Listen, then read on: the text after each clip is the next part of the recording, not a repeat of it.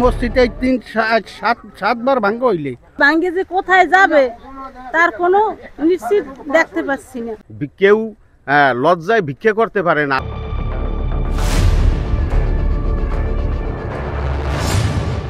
পাশে জায়গা রাখছি, মানে কোনো রকম একটু জায়গা রাখতে থাকি, সেই জায়গাটায় এখন মনে করেন বাইরে বেরিবেদের বাইরে হালাই দিয়েছে আমাগো। এখন তো জলে আমরা বাঁচতে আছি, এখন কোথায় যাবো কি করবো এইরকম কোনো জায়গা নাই।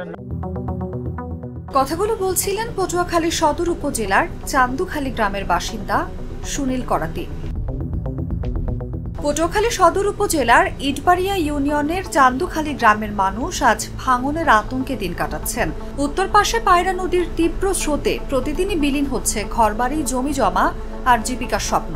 কেউ বাস্তুচ্যুত হয়ে শহরে চলে গেছেন, কেউ আবার নতুন ঘর তুলে কষ্টে টিকে থাকার চেষ্টা করছেন, কিন্তু ভাঙনের ভয় তাদের পিছু ছাড়ছে না। বাড়ি ছিল বিশাল বাড়ি, 300-350 মানুষ একটা বাড়ির ভিতর বাস করতাম। মসজিদ কাচারি সব গেছে। মসজিদে 3-7বার ভাঙ্গা হইলে এই নগদ তো এই 3 দিন হয় মসজিদ ভাঙ্গে আবার একটু সরাইছি। এখন তো যাইতে আছে নদীতে, শুনি বেরির বেদ হয়, আপনার এই পিলার হালায় কত কিছু ঠেক দেয় অন্য দেশে ওই টিভির মধ্যে দেখি। আমাকে তো কিছুই করেন, এই তো দেন হাজার হাজার মানুষ আমরা ঘর বাড়ি সব চলিয়ে গেছি। রামপুর, তারপর এই পাঙ্গাসিয়া, তারপর রাজগুঞ্জ, এখন বর্তমানে চান্দখালী, তারপর এই চান্দখালী তো ভাঙতে আছে। ভাঙ্গে যে কোথায় যাবে তার কোনো নিশ্চিত দেখতে পাচ্ছি না। খোঁজ নিয়ে জানা যায় গত কয়েক বছরে প্রায় 5 কিলোমিটার এলাকায় 1000-এরও বেশি পরিবার ক্ষতিগ্রস্ত হয়েছে। শিক্ষা প্রতিষ্ঠান, মসজিদ, মন্দির, দোকানপাট সব নদী গর্ভে চলে গেছে। কেউ আত্মীয়ের বাড়িতে আশ্রয় নিয়েছেন, কেউ বা রাস্তাঘাটে ভাসমান জীবন যাপন করছেন। স্থানীয় বাসিন্দারা জানান, প্রতি মৌসুমে জমির বড় অংশ নদীতে চলে যাচ্ছে। হাজার হাজার ঘরবাড়ি ধ্বংস হয়ে গেছে। চরম অসহায়ভাবে দিন কাটাচ্ছেন তারা। কেউ লজ্জায় ভিক্ষা করতে পারে না। আসলে ঘরে রাত্রে যে ঘুমাইবে এই নিশ্চয়তা কোনো বাড়ির মানুষ দিতে পারে না, নদীর পাড়ের মানুষ। তা আসলে মানুষ যত মানুষে আসে এই বেরিবাদ বহুবার কোটি কোটি টাকা লস করছে সরকার, অথচ বেরিবাদ যায় আবার ফসলি জমির ভিতরে মানুষ রাস্তা নিয়ে দিতে হয়, নদীর বাইরে আবার ঘরবাড়ি থেকে যায়। ওই ঘরবাড়ির আর কোনো নিশ্চয়তা নেই।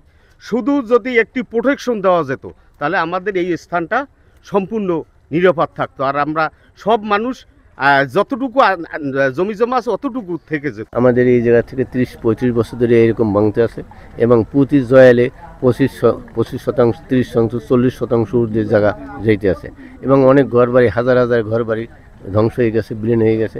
কেউ দেশ ছেড়ে ঢাকা শহরে গেছে, কেউ রাস্তার পাশে আছে, কেউ অন্য শহরে আছে, এবং স্কুল ঘরও গৃহ অনেক ভেঙে গেছে, এবং অনেক বাড়িঘর, বসত বাড়ি সারিয়া এবং চাষা জমি এক গৃহস্থের 200-300% জমি চলে গেছে ভূগর্ভে। এ বিষয়ে পানি উন্নয়ন বোর্ডের নির্বাহী প্রকৌশলী মোহাম্মদ রাকিব জানান, ক্ষতিগ্রস্ত বেড়িবাঁধ মেরামত ও বিকল্প রাস্তা নির্মাণের কাজ হাতে নেওয়া হয়েছে। পাশাপাশি অনুমোদিত হয়েছে পটুয়াখালী সদর ও মির্জাগঞ্জের ভাঙন রোধে একটি সমীক্ষা প্রকল্প।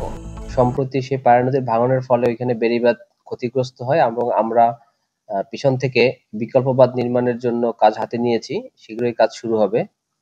আর এছাড়া পায়রা নদীর দুপাশেই মির্জাগঞ্জ এবং পটুয়াখালী সদর সহ বিভিন্ন এলাকায় নদী ভাঙন রয়েছে। এই সকল এলাকায় প্রকল্প গ্রহণের লক্ষ্যে একটা সমীক্ষা প্রকল্প অলরেডি অনুমোদিত হয়েছে। বর্তমানে ঠিকাদার নিয়োগ প্রক্রিয়া চলমান। তো আমরা আশা করতেছি সমীক্ষা প্রকল্পটি কাজ যখন শেষ হবে তখন সমীক্ষা প্রকল্পের সুপারিশের আলোকে আমরা প্রকল্প প্রণয়ন করে প্রয়োজনীয় ব্যবস্থা গ্রহণ করতে পারবো। তার এই বক্তব্যের বাস্তবায়নের আগে যদি পুরো গ্রামই নদী গর্ভে বিলীন হয়ে যায়, তাহলে চান্দুখালীর মানুষ কোথায় গিয়ে দাঁড়াবে? নিউজ ডেস্ক, জাগো নিউজ।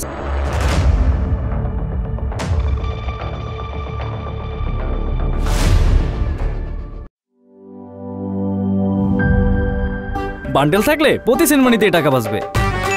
বিকাশ সেনমানি বান্ডেল কিনে জিতুন প্রতি লেনদেনে।